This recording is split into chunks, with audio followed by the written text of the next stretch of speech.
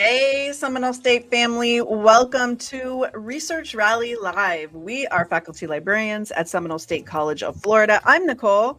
I'm Jason. Hi, I'm Russ. And we want to spend the next 30 minutes doing research with you. We are about to search, sift, sort, and suss our way through several sources.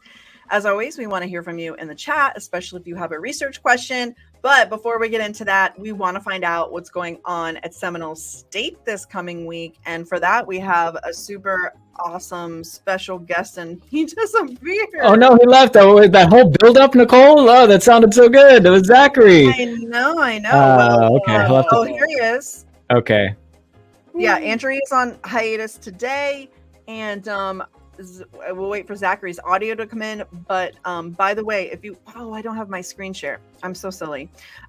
We have a place where you can find out everything that's going on any campus. And if you didn't already know, that's Raider Connect. So I'm going to share that real quick right here. Raider Connect, always sign in. Okay, up in the top right-hand corner, so you can see everything that could possibly be available to you or any other community. And it's a lot of stuff is open to community members. So yes, we'll plug that. And so connect.seminolestate.edu, and then we have Zachary. Zach, are you on the phone? Can you hear us? You need to unmute your microphone, says the robot. Yeah. So Zach is here to promote the Freaks and Geeks, and that is happening tomorrow night on the Sanford Lake Mary campus. It is the 19th annual Freaks and Geeks. It has been happening for a long time. You know Zach, can you impersonate him? I'll put him on solo layout and you speak as if you were Zach. Hello, everyone. I'm Zach. I'm a student. And please come to the Freaks and Geeks tomorrow night. Thank you. I mean, that was okay. I don't know. Ross, the you're word. gonna be there, right? Ross will be there. I will be there. I'll have a table set up with a bunch of board games from the library collection here. I kind of help out with that every year. And I think maybe one of our other staff members, Marco, will be there with me hanging out. It'll be a good time. So Zachary sent me a DM in the StreamYard here. He's having technical difficulties, but we plugged the show. So it's tomorrow night, Freaks and Geeks from 6 to 9 on the Sanford Lake Mary campus. It is first year experience attendance credit. So please go out there and check it out. Zachary is part of the IT Warriors here at Seminole State College. So Yahoo! And thank you. In the chat, make sure to put in your name and your professor's name. We will give out the attendance link at the end of the show. So please make sure to interact with the librarians. We are talking about something very special today, and so special. Oh wait, there's Zach. Let's make sure we get Zach. Hi Zach, how's it going? Guys, can you hear me now? Yeah. All right, give us 30 seconds. Give us 30 seconds. We've done our job. We've plugged it. But tell us, what's Freaks and Geeks about tomorrow night? 30 seconds or less. Go. So Freaks and Geeks, this is the 19th annual Freaks and Geeks. It's a gaming and digital design media event. So we're going to have game trucks. We're going to have free food. The point of the event is to bring the Seminole State College community together for a one-night event. And as a student, I love attending Freaks and Geeks because I get the opportunity to meet new friends. But there's events such we're going to have a guest speaker, an indie developer for any design. We have a developer coming in, and we're also going to be having retro computers as for Professor Bill Goddard. So come in. I'll put the link in the chat to register. Thank you, Zachary. The computer has taken over your body and soul. You have turned into a computer, audio glitchy. And so thank you very much. Yes. We will be there tomorrow night representing at the Freaks and Geeks. You could drop the link in the chat. Thank you. Yay. Or should I say thank you? So today is the third episode of the conspiracy series. And as librarians, we're experts in becoming experts pretty quickly on a myriad of topics that students or faculty ask us about. But at the end of the day, we really seek out specialists to in a topic to really, really help us dig deep. So in order to dig deep into did we really put a man on the moon, we've invited one of our campus friends here today, Mr. Derek Demeter. Hello. Hello. Yes, there he is, the man. He runs the Planetarium, the Emil Bueller Perpetual Trust Planetarium here at Seminole State College of Florida, and he's a normal guy. He's not weird at all. No, I don't know about that, Nicole. No. He's No. All right. Yeah, so we're gonna talk about did we really put a man on? Look, Frank Sinatra went to the moon. He said, "Fly me to the moon," and there he was. He went to the moon. Okay. So let's start breaking this down. Conspiracy needs to be 2 or more people that get together to propagate or to promote some ideology, some thinking, some theory. So if we're going to say putting the man on the moon was a conspiracy, we would chalk that up to who would be motivated to do that. I would say the government. Okay. I mean, we're building a context here. If the moon landing was fake, who would want to fake it and why? And Derek, you're talking to 3 different librarians, myself, Ross, and Nicole, but how would you, and more importantly, the students in the chat, how would you start this from a research standpoint? Regardless of your personal thoughts, regardless of your personal expertise, we want to research this. How do we start, Derek? You're the expert in the planets. Are you asking, I would say, are you asking about conspiracy theories? Or are you asking about did we actually land somebody on the moon? Well, walk us through it. Some people think it's a conspiracy. Okay. Right. And so we're looking at information like how can we prove or provide evidence that supports that it is a conspiracy or that it's not a conspiracy. I'm guessing you're on the it's not a conspiracy side of the coin. Well, I mean, I actually know many good friends of mine who actually worked on sending the astronauts to the moon. Actually, one of our frequent planetarium guests that comes to the shows from time to time. His name is Warren Wiley, and I can actually give his name away because he doesn't mind me talking about him. But he actually was one of the principal engineers on essentially the grounds control for launching the Saturn V to the moon, and he gets a little upset when people think that his work was not real or not. But anyways, I mean, really going back to Warren, NASA, obviously the National Aeronautics Space Administration, is the organization that put together the Apollo missions to the moon.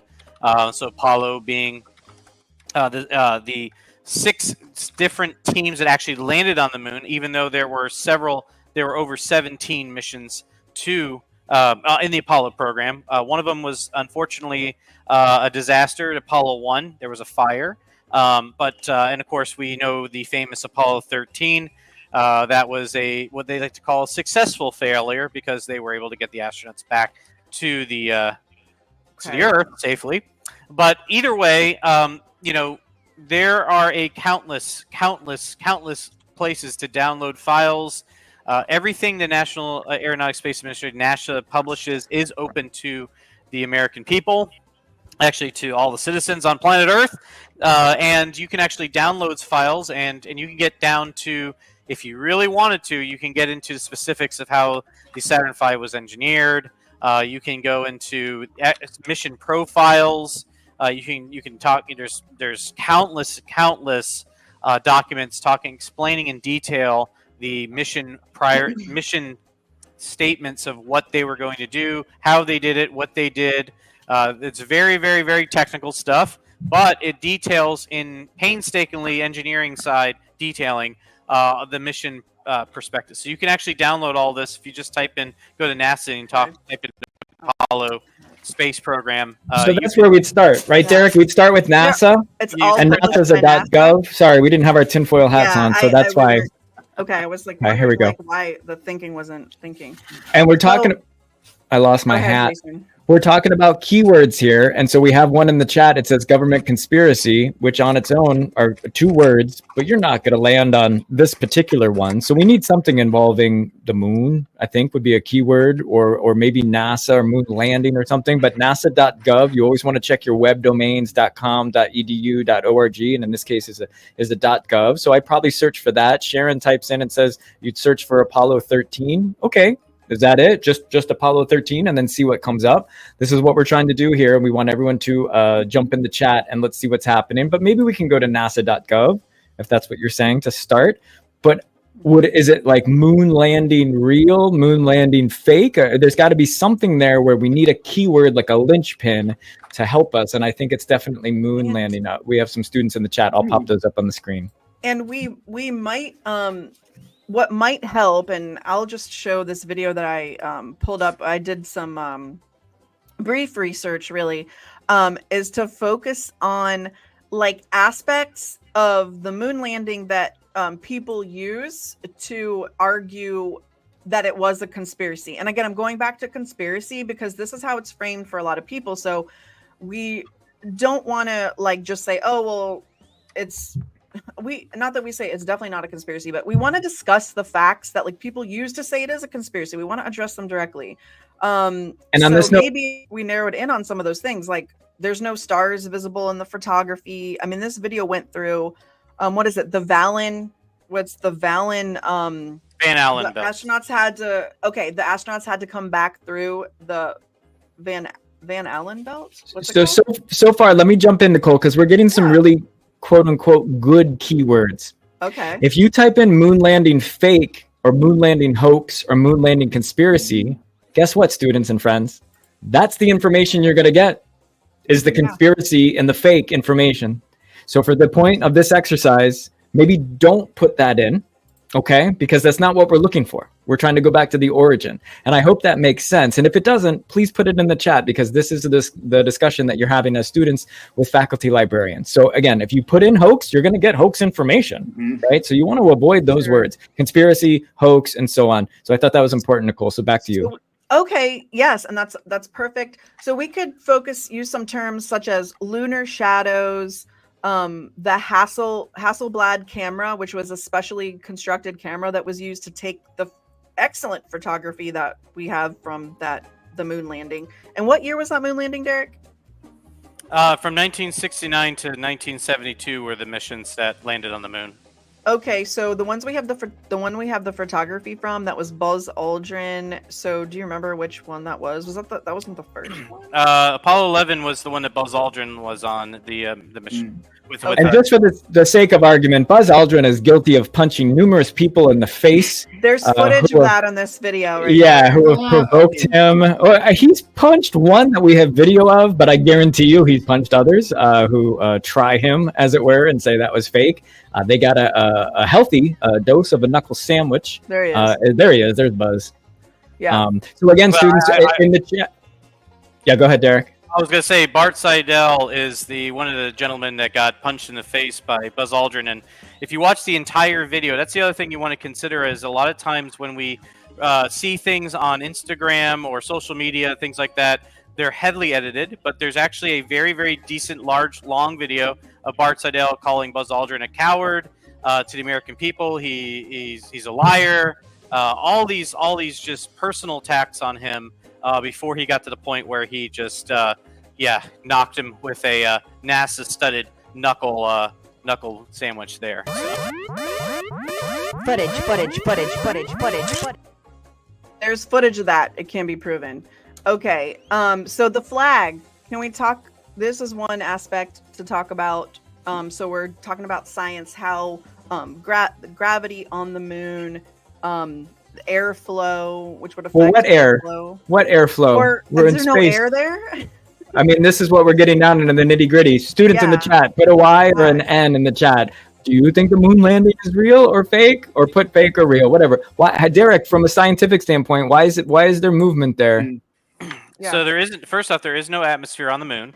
The other situation that's happening is that since there's no air resistance to slow the flag down, Sir Isaac Newton came up with this idea that for every reaction, there's an equal opposite reaction, or also Newton's first law of motion is that an object will remain in motion until an outside force acts upon it. So if you're sticking a flag into the surface, the flag is going to move and is going to continue that motion pretty much continuously until you are able to stop it. So basically, if we had wind or airflow, we would see more of a dynamic movement of the flag opposed to that back and forth, just kind of pendulum type motion that we see in the videos. And that's because as the astronaut is literally putting the flag in, the flag is moving back and forth because of that force exerted on the flag. So there is no actual airflow to it. The other thing is that if you see the flag move, you'll see that later on in other videos, the flag is not moving at all. The flag is just literally sitting there, and it's on a kind of a brace, kind of like a frame. So otherwise, the flag would just sag down. There's no air to actually keep it up. So that's the other thing, too. It's on actually a metal wire frame that's holding the flag together as they're putting it in. So imagine yourself here on Earth. You're putting something in. You're going to see it move. That all has to do with the fact that there's no air resistance to slow it down. And basically, the force that was exerted by the astronauts is being transferred to the flag. So that's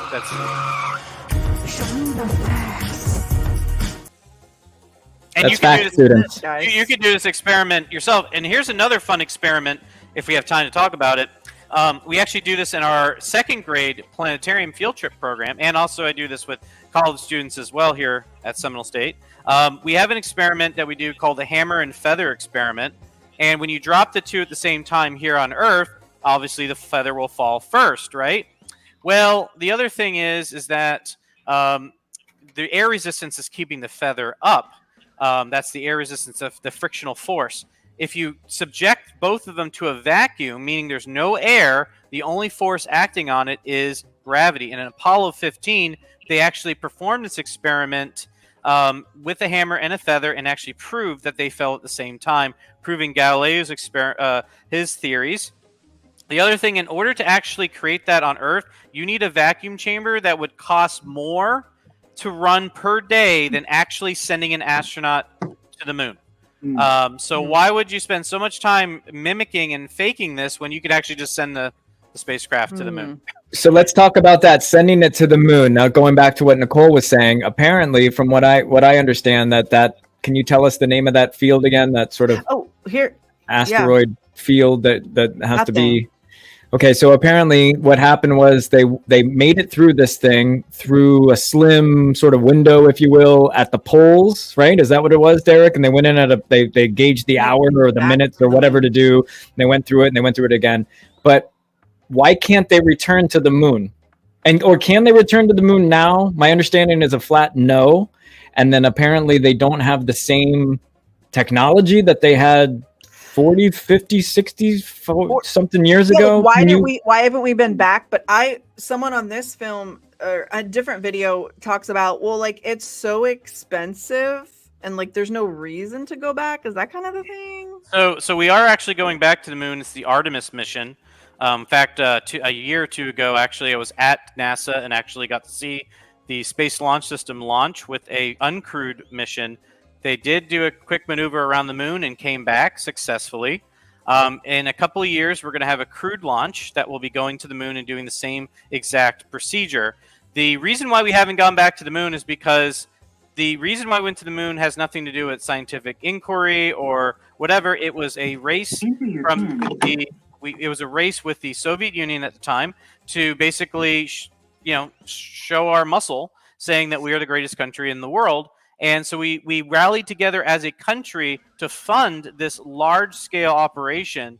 But once we did it, we started seeing a loss in interest in the space program. When Apollo 13 was launching, by the way, when Apollo 13 launched, very few people actually watched the launch. They actually were starting to lose interest. It wasn't until the actual situation that happened with Apollo 13 that you started to see a dramatic rise in viewership in the news. And then later on, we start seeing other missions. Apollo 17, we see Gene Cernan. We see our first geologist on the surface of the moon. After that, though, unfortunately, the public just didn't think it was necessary to go back to the moon. It cost several, tens of billions of dollars per mission. Yes. To send one rocket to the moon. But right now, the reason why we want to go back to the moon is for several reasons. One, we want to use it as a launching point to go to Mars. It's kind of like a way station.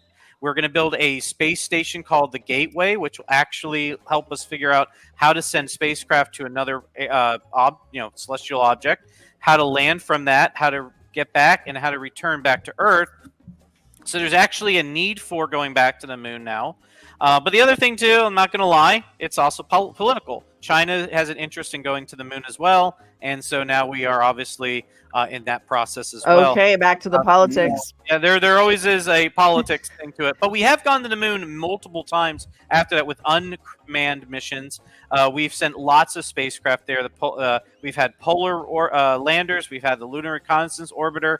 We had several other. China actually landed several landers on their Chang'e 1 through 6. I'm hearing lots of keywords here. So, and by the way, the Lunar Reconnaissance Orbiter did super high resolution.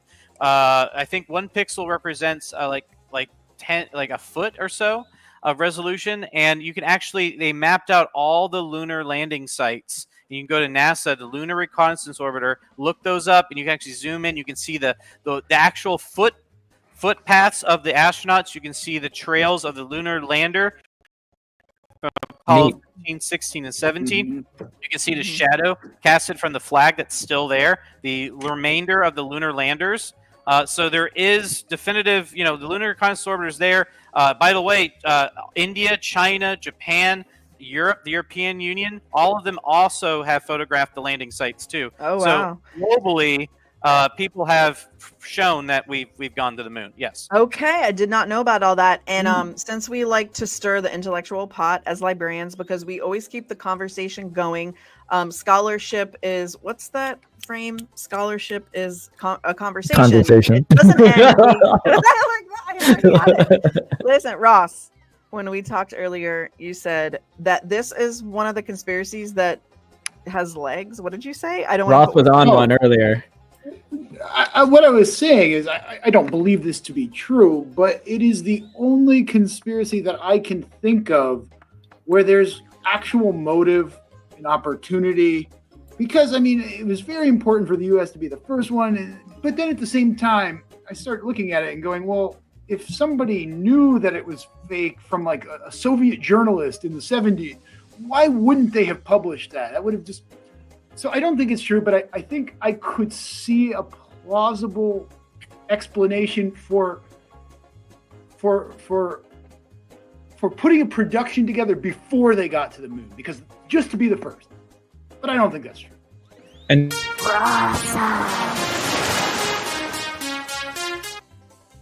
asking you to look for articles now. You have some keywords. Try to find an article. Try to drop the link in the chat. And what we're going to do is we're going to try to evaluate those articles for credibility, right?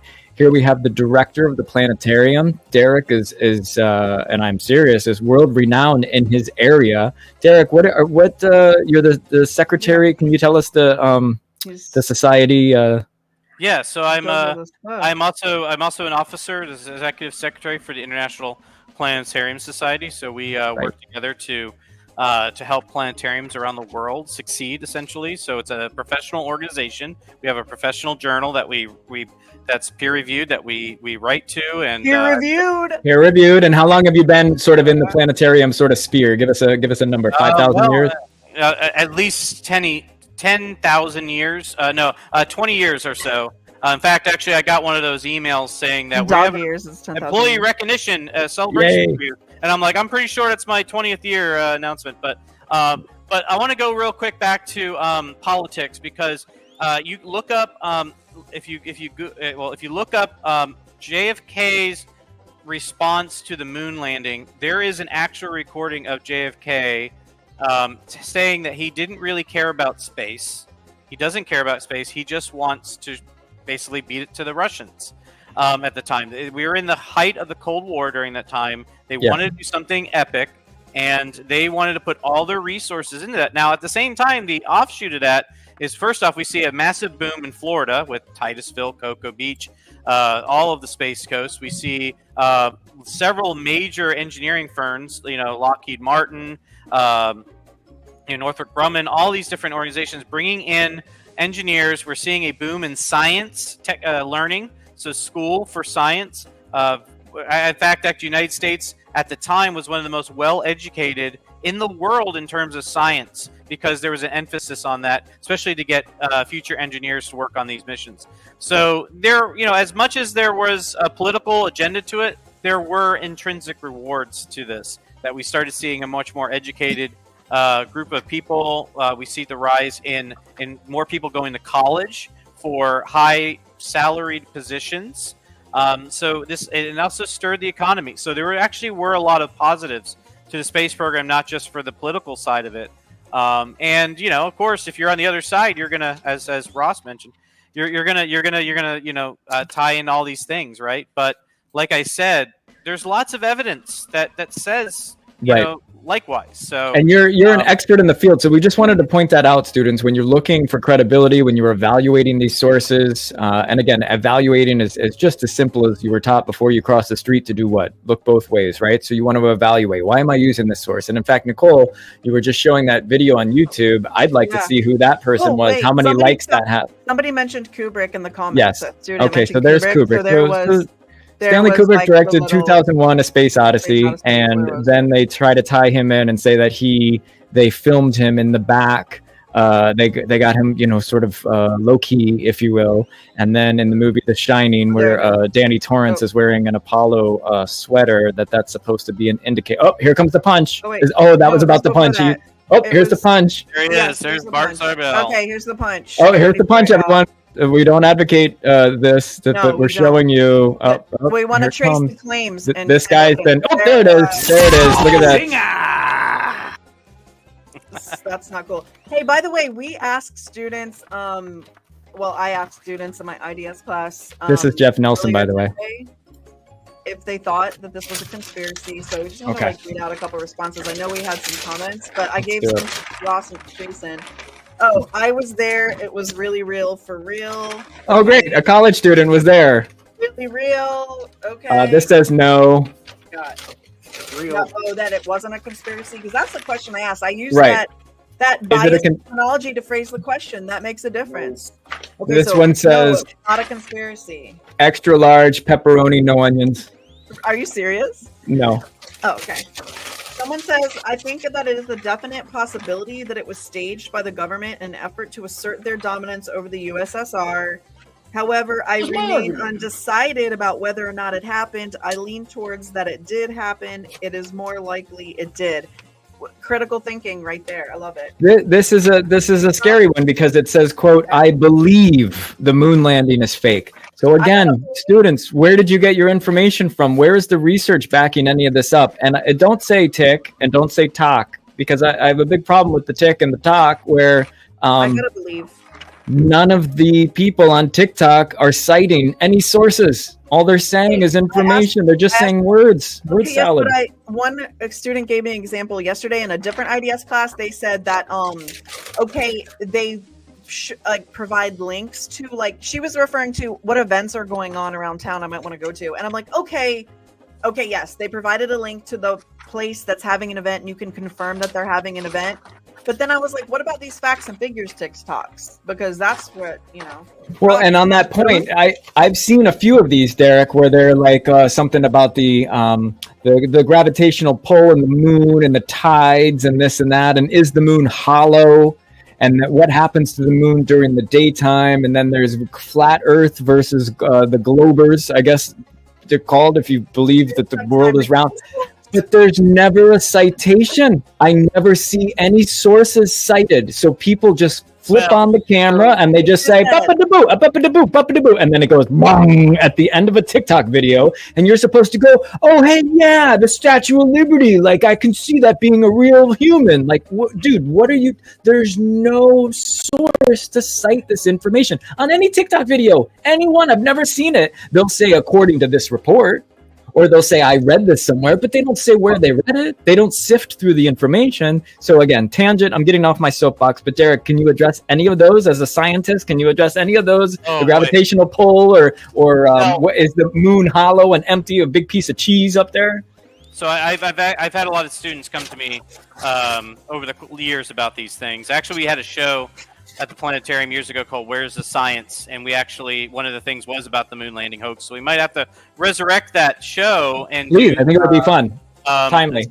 Similar. So the gravitational pull thing, for example, when I usually have discussions with people, I first ask them to define what they think gravity is. How does gravity work? How do the moon phases work? When I hear things like the daytime on the moon, I'm like, the moon has daytime just like Earth does. It just goes through a very interesting way of movement around the Earth, and we can demonstrate that very well inside the planetarium. So if you're curious about this, come visit the planetarium sometime. We'll actually can go through a lot of this. But we actually use the planetarium to demonstrate a lot of these simple, I say simple, concepts that require a lot of visual aid. If you are trying to conceive what you're hearing with your mind, if you don't have the context behind it, it can get very confusing.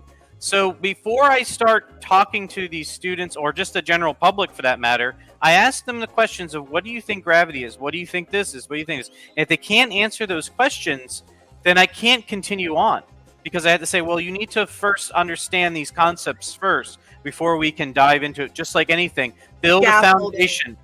Scaffolding.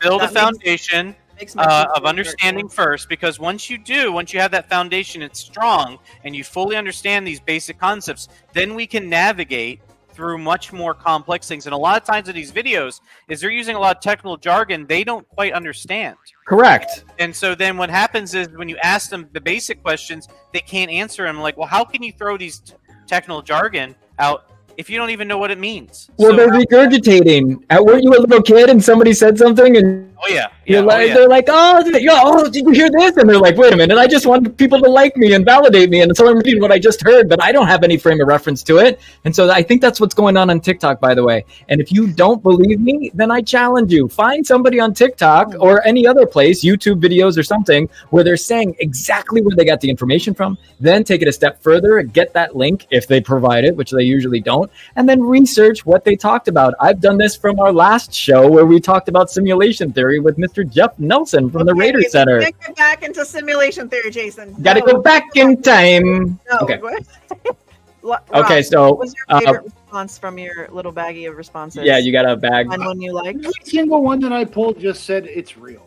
Like, everybody was committed to that. It's real. I think that was kind of like the overwhelming response. So I think the weird part of this TikTok and the content creator world is that folks now have an opportunity to just say anything with no oversight. They're not getting checked on anything, and we're not in that arena, folks. We are in a college academic arena where you need facts and evidence, just like a detective, just like a lawyer, to reinforce your arguments, Derek. So let me add one more thing too, and this is a shout out to my good friend Mark Marquette and his team over at the American Space Museum in Titusville. Now I know we have the Kennedy Space Center Visitor Center; it's very Disney-fied, but the American Space Museum in Titusville is a smaller museum, but it has a plethora of artifacts from the Apollo era. Many of the volunteers that work there are actual retired employees from Kennedy Space Center, and they have a huge library with periodicals, journals, documentation of all the things that they did during the Apollo space program. You can actually touch them, you can look at them, you can ask these people. They can spend hours talking about their experiences of what it's like. They talked about that, a lot of the people I've talked to said that they messed up more times than they were successful. You don't see the unsuccessful stuff. You don't see the rockets that exploded. You don't see the leaks. You don't see the electrical failures. You don't see all the reports. There are reports. I mean, more reports than you want to imagine of the failures that they did. They didn't just willy-nilly just all of a sudden do this. It took over a decade. This started back in the late 50s, actually, with Eisenhower, with the rise of the National Space Administration. It wasn't until Kennedy that proposed the idea of going to the moon, but we still had the concept of space exploration way back in the 50s. And all of this stuff is written, and you can actually go there. The American Space Museum in Titusville, if you ever get a chance, it's right on the way to Canaveral National Sea Source. You can go to the beach afterwards. But this is a wonderful facility that gets overlooked, that has an extremely, extremely important, well-reviewed, credible people that are actually willing and very excited to tell you about all this amazing stuff that NASA has done, and also the failures that it took to get to the moon.